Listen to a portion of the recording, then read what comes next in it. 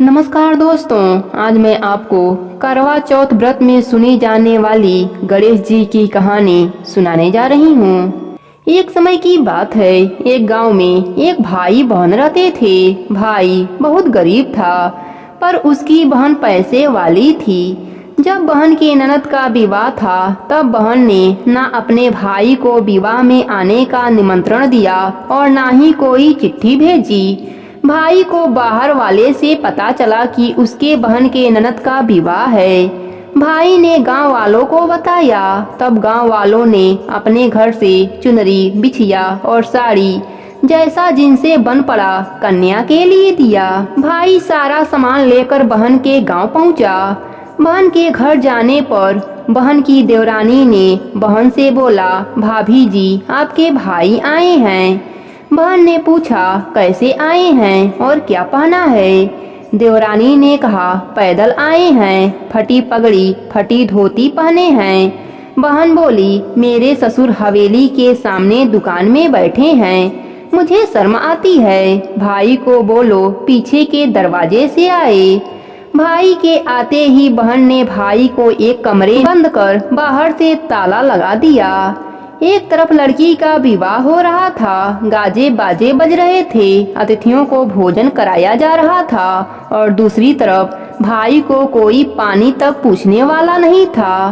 भांजे की बहू को दया आई और उसने दरवाजा खोल दिया। दरवाजा खुलते ही भाई वहां से भागा। 2 दिनों से भूख प्यास के कारण उसे चक्कर आने लगे। रास्ते में गणेश जी का मंदिर था, वहां जाकर गिर गया। रोते रोते गणेश जी को अपनी व्यथा सुनाई और बोला, आज मेरी गरीबी के कारण से मेरी सगी बहन ने मुझे धुक्कार दिया। घर जाने पर मेरी पत्नी जब पूछेगी कि विवाह से क्या मिठाई लेकर आए हैं, तो मैं क्या जवाब दूंगा? गणेश जी को उस पर दया आ गई और वह बोले, मेरे बगीचे से ककड़ी और तरबूज तोड़कर ले जा। भाई ने ककड़ी तोड़कर झोला भर लिया और अपने घर गया। घर जाते ही बच्चों ने पूछा, पिताजी, बुआ के यहाँ से हम लोगों के लिए क्या लाए हैं? झोला खोलते ही छोटे तरबूज सोने के गेंद में बदल गई। बाकी तरबूज काटे तो उसमें से हीरे मोती निकले। पत्नी बोली, आप बहन के घर से इतना कुछ क्यों लाए? आपकी बहन ने हम लोगों को बहुत ज्यादा दे दिया है। भाई ने कुछ जवाब नहीं दिया। गणेश भगवान की कृपा से उनके दिन बदल गए। भाई का काम धंधा जोरों से चलने लगा। धीरे धीरे गहने बने, रहने के लिए मकान बन गए। पत्नी बोली, ननद जी को बुला कर लाओ। भाई नए कपड़े, नए जूते पहनकर रथ में बैठकर बहन को लेने गया। देवरानी बोली, भाभी जी, आपके भाई आए हैं। बहन ने पूछा, कैसे आए हैं और क्या पहना है? देवरानी बोली, रथ में बैठकर खूब ठाट बाट से आए हैं। बहन बोली, मेरे भाई को बोलो कि हवेली के सामने से आए, मेरे ससुर देवर जेठ देखेंगे। भाई का बहन ने खूब स्वागत किया। भाई बोला, मैं तुम्हें लेने आया हूँ। बहन बोली, मुझे भी बहुत दिन हो गए हैं, चलो मैं आपके साथ चलती हूँ। भाई बहन को लेकर अपने घर आया। भाई और उसकी पत्नी ने बहन का खूब आदर सत्कार किया। बहन ने जो भी मांगा सब बनवा कर दिया। बहन बोली, भाई, मुझे जूती चाहिए। भाई ने मोची को बुलाया और कहा, मेरी बहन के लिए ऐसा जूती बनाओ जो मुंह से बोले। भाई ने बहन को बहुत सारा धन देकर विदा किया, पर अभी तक जूती नहीं आई थी।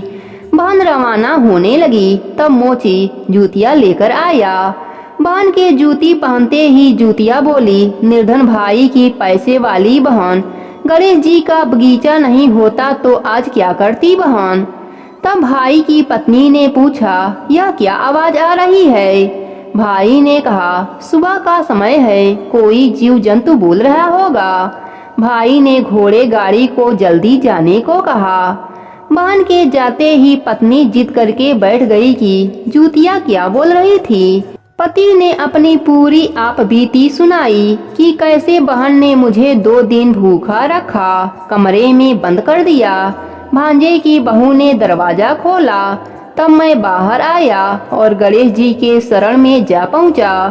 गणेश जी की कृपा से हमारे दिन बदले हैं। उसने अपने पत्नी को सारी बात बताई। तब पत्नी बोली, अगर मुझे पहले मालूम होता तो मैं आपके बहन को कुछ ना देती। मेरा दिया हुआ सब कुछ वापस लेकर आओ। तब पति बोला, सुहासिनी के आशीष से ही हमें गणेश जी ने सब दिया है। अगर वह मुझे भूखा प्यासा कमरे में बंद नहीं करती तो मैं गणेश जी के मंदिर में क्यों जाता? क्या मैं अपना दुखड़ा गणेश जी को सुनाता? तुम अपना मन मैला मत करो। अपने पर तो गणेश जी की कृपा है और किस चीज की कमी है। फिर दोनों गणेश जी के आगे झुककर प्रणाम किया और गणेश भगवान का जयकारा लगाया। हे गणेश जी महाराज, जैसे आपने गरीब भाई पर कृपा करी वैसे ही आपकी कहानी सुनने वाले सभी भक्तों पर अपनी कृपा बनाए रखना। कहानी अधूरी हो तो पूरी करना, पूरी हो तो मान रखना। प्रेम से बोलिए गणेश भगवान की जय हो।